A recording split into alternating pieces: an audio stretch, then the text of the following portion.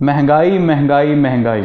आजकल आपको हर तरफ यही आवाज़ सुनने को मिलती है कि चीज़ें बहुत महंगी हो गई हैं और हर चीज़ पहुंच से दूर हो गई है। महंगाई क्यों होती है? क्या हुकूमत जानबूझकर आवाम को परेशान करना चाहती है? क्या महंगाई से हासिल होने वाला पैसा हुक्मरानों की जेब में जाता है? क्या हुकूमत आवाम को तंग करने का शौक़ रखती है? ऐसा क्यों होता है कि महंगाई के ख़िलाफ़ तकरीरें करके वोट लेने वाला पॉलिटिशियन जब हुकूमत में आता है तो दोबारा से महंगाई बढ़ा देता है? चलिए आज महंगाई का जायज़ा लेने की कोशिश करते हैं। सिंपल सी बात है, किसी भी घर, इदारे या मुल्क को चलाने के लिए पैसों की ज़रूरत होती है। घर थोड़े पैसों से चल जाता है, इदारा चलाने के लिए ज़्यादा पैसे चाहिए होते हैं, जबकि मुल्क चलाने के लिए बहुत ज़्यादा रिसोर्सेज दरकार होते हैं। क्या आप जानते हैं कि पाकिस्तान में 1000 से ज़्यादा गवर्नमेंट इदारे हैं और इन इदारों में लाखों लोग काम करते हैं। इन लोगों की तनख्वाह और इदारों को दीगर अखराजात पूरे करने के लिए हुकूमत को पैसे की ज़रूरत होती है और ये पैसा 3 तरीक़ों से आता है: मुनाफा बख्श इदारे, मुल्क की एक्सपोर्ट्स और आवाम से टैक्स। अगर पाकिस्तान के मुनाफा बख्श इदारों की बात की जाए, जैसा कि PIA, Pakistan post, national highway, Pakistan railway वगैरह, तो बदकिस्मती से ये इदारे मुनाफा की बजाय अरबों रुपए के खसारे में हैं। यही हाल हमारी एक्सपोर्ट्स का है। हमारी एक्सपोर्ट्स तकरीबन $25 अरब, जबकि हमारी इंपोर्ट्स $50 अरब हैं, जिसकी वजह से करंट अकाउंट डेफिसिट जन्म लेता है और मजबूरन हुकूमत को कर्जे लेने पड़ते हैं। इंपोर्ट एक्सपोर्ट में बहुत ज़्यादा तजाद और इदारे अरबों रुपए के खसारे में होने की वजह से हुकूमत को मजबूरन टैक्स बढ़ाना पड़ता है, जिसकी वजह से महंगाई होती है। इदारे अरबों रुपए के खसारे में क्यों हैं, हमारी एक्सपोर्ट्स क्यों कम हैं, ये जानने के लिए आपका साइंसदान होना ज़रूरी नहीं। अगर आप एक एवरेज पाकिस्तानी हैं, हल्की फुल्की न्यूज़ देखते हैं और किसी पॉलिटिकल पार्टी से इश्क नहीं करते, तो आपको अच्छी तरह पता होगा कि मुल्क के इन हालात का ज़िम्मेदार कौन है। अब बात करते हैं महंगाई की मौजूदा लहर की, जिसने इमरान खान के वज़ीर-ए-आज़म बनने के बाद जन्म लिया। मौजूदा महंगाई के पीछे 4 बड़ी वजूहात हैं, जिसमें करेंसी डिवैल्यूएशन, टैक्सेस में इजाफा, मौजूदा हुकूमत का नाकाम और कमज़ोर तरीन गवर्नेंस सिस्टम और हद से ज़्यादा एक्सपेक्टेशंस। अगर करेंसी डिवैल्यूएशन की बात करें तो डॉलर के मुकाबले में रुपया ऑलमोस्ट 30% तक गिर चुका है, जिसका बराह रास्त असर हमारी इंपोर्ट्स पर पड़ा और चीज़ें महंगी हो गई। दूसरी चीज़ है टैक्सेस में इजाफा। मौजूदा हुकूमत को हर इदारा एक खसारे में मिला, जिसको पूरा करने के लिए और मुल्क को अपने पैरों पर खड़ा करने के लिए हुकूमत ने इंपोर्ट्स पर ड्यूटी बढ़ा दी, जिसकी वजह से ये तमाम अशिया महंगी हो गई और मुल्क में महंगाई की शरह पहले की निस्बत मज़ीद बढ़ गई। तीसरी चीज़ है कमज़ोर गवर्नेंस सिस्टम। हमारे यहाँ हर चीज़ के रेट बिना किसी कायदे कानून के बढ़ जाते हैं, कोई पूछने वाला नहीं, एडमिनिस्ट्रेशन खामोश तमाशाई बनी रहती है। हमारे यहाँ वतीरा बन चुका है कि कोई भी दुकानदार किसी भी कस्टमर को कोई चीज़ बेचने के लिए इमरान खान को बुला बुला कहता है और 500 की चीज़ 1000 या 1500 में दे देता है।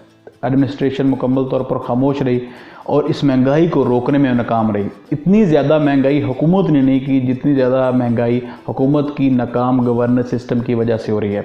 ज़िलाई इंतज़ामिया महंगाई को कंट्रोल करने में नाकाम नज़र आती है। आप कहीं भी चले जाएँ, आपको गवर्नेंस फेलियर वाज़ेह तौर पर नज़र आएगा।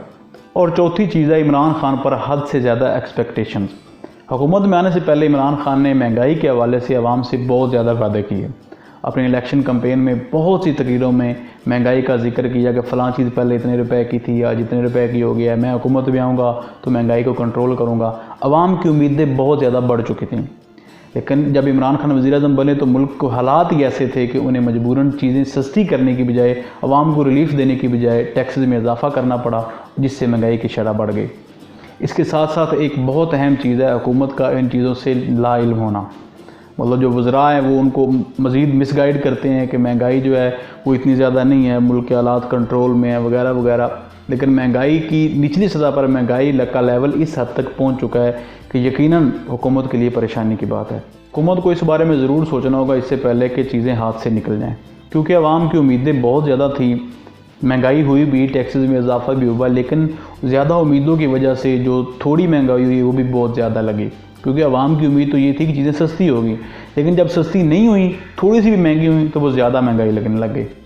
आपने बड़ों से सुना होगा कि वो 100 रुपये लेकर जाते थे और पूरे घर का राशन ले आते थे, लेकिन आज हालात ऐसे हैं कि 10,000 रुपये से भी एक एवरेज घर का राशन नहीं आता।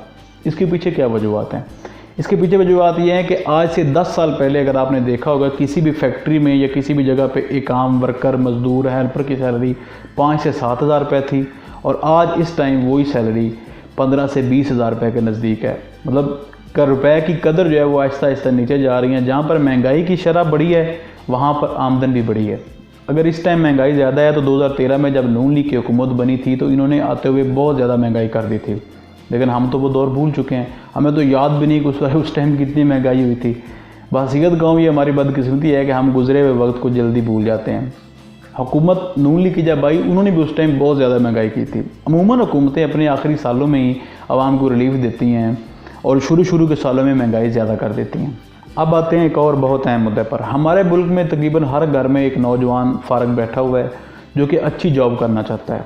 छोटी मोटी जॉब को वो एक्सेप्ट ही नहीं करता। यकीनन महंगाई बड़ी है, लेकिन ज़्यादा उन लोगों के लिए बड़ी है जो कोई काम ही नहीं करते। जो थोड़ा बहुत काम करते हैं, कोई ना कोई काम धंधा करते हैं, उनके लिए महंगाई बड़ी तो है, लेकिन ज़्यादा फ़र्क नहीं पड़ा। आज भी हुकूमत अगर अपनी गवर्नेंस ठीक कर ले और आवाम फारग बैठने की बजाय काम काज को तरजीह दें तो मुल्क भी अपने पैरों पर खड़ा हो सकता है और महंगाई भी बहुत हद तक कम हो सकती है। एक बात याद रखें कि इस मुल्क को कई मुख्तलिफ तरीक़ों से लूटा गया। एवन फील्ड से लेकर अयान अली तक, पनामा से लेकर जाली अकाउंट्स तक, हुदैबिया से लेकर बिलावल के जहाज़ की टिकटों तक, जिस बेदर्दी से इस मुल्क को लूटा गया, उन ज़ख्मों को भरने में टाइम लगेगा और इसके लिए आवाम को दुख, तकलीफ़ और महंगाई भी बर्दाश्त करनी पड़ेगी। जो कौमें आप चेक कर लें जिन्होंने तरक्की की है, वो इन तमाम चीज़ों से गुज़र कर ही आगे निकले हैं। बहुत बहुत शुक्रिया।